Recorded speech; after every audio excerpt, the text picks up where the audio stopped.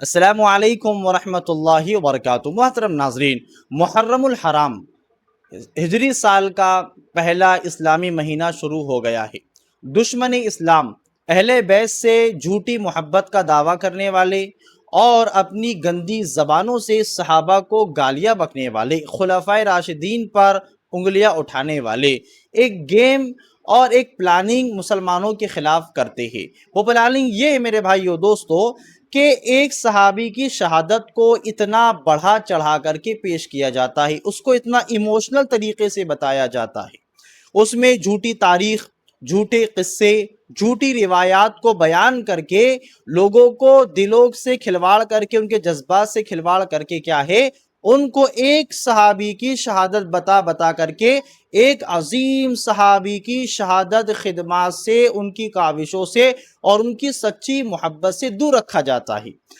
دیکھیں، اس سے ہماری مراد یہ ہے حضرت حسین کی شہادت، اور دوسری ہے حضرت عمر بن خطاب رضی اللہ تعالیٰ عنہ کی شہادت۔ تمام مسلمانوں کا اس بات پر اتفاق ہے کہ تمام صحابہ میں سب سے افضل ابو بکر ہیں، ان کے بعد حضرت عمر بن خطاب رضی اللہ تعالیٰ عنہ ہیں، اس کے بعد سب کا نمبر آتا ہے۔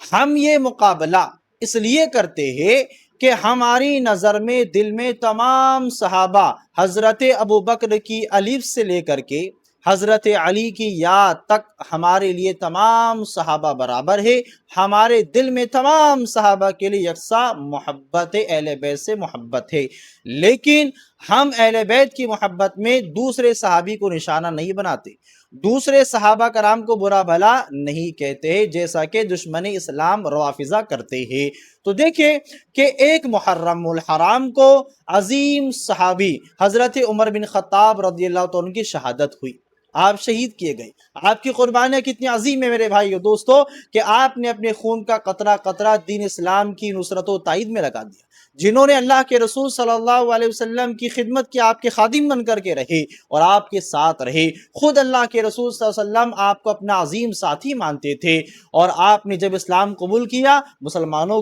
مسلمانوں کے جو چہرے مرجھائے تھے ان میں تر و تازگی آ گئی، ان کی ہمتوں کو جوش اور قوت و توانائی مل گئے عمر بن خطاب کے ایمان اور اسلام لانے کی وجہ سے۔ لیکن میرے بھائیو دوستو، کیا ہوتا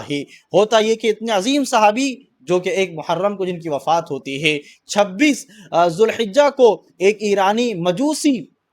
ان کو خنجر مار کے امامت کرتے ہوئے نماز فجر میں شہید کر دیتا ہے۔ اللہ اکبر میرے بھائیو دوستو، ان قربانیوں کو ہم فراموش کر دیتے ہیں ان دشمن اسلام کی باتوں میں آ کر کے، اور کیا ہوتا ہے، ہر طرف حضرت حسین کی شہادت کا چرچا ہوتا ہے، اور ہونا بھی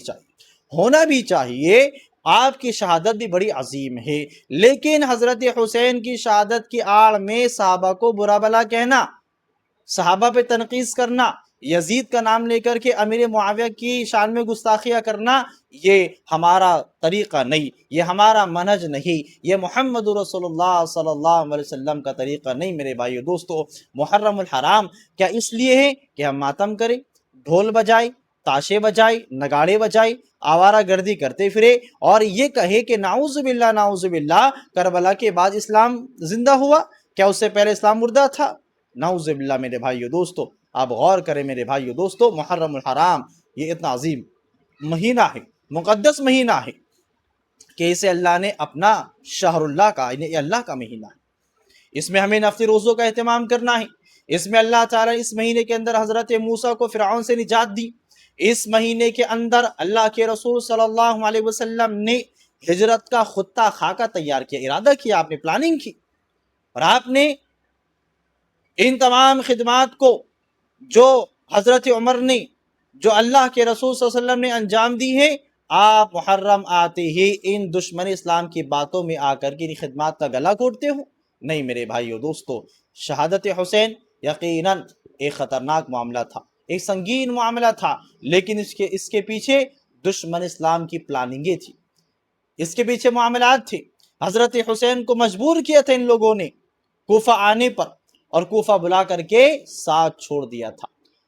اور بھی صحابہ مکہ میں، مدینہ میں موجود تھے، کوئی حضرت حسین کے ساتھ نہیں آیا، کیونکہ معاملہ جنگ کا تھا ہی نہیں، ایک منصوبہ بندی طریقے سے بلایا گیا تھا، اور حضرت حسین کی شہادت یہ پہلے سے طے تھی۔ اللہ کے رسول صلی اللہ علیہ وسلم کو بتا دیا گیا تھا کہ آپ کو فلاں فلاں زمین پر شہید کر دیا جائے گا۔ تو لہٰذا میرے بھائی دوست، محرم یہ ایک مقدس مہینہ، اس کا احترام کریں،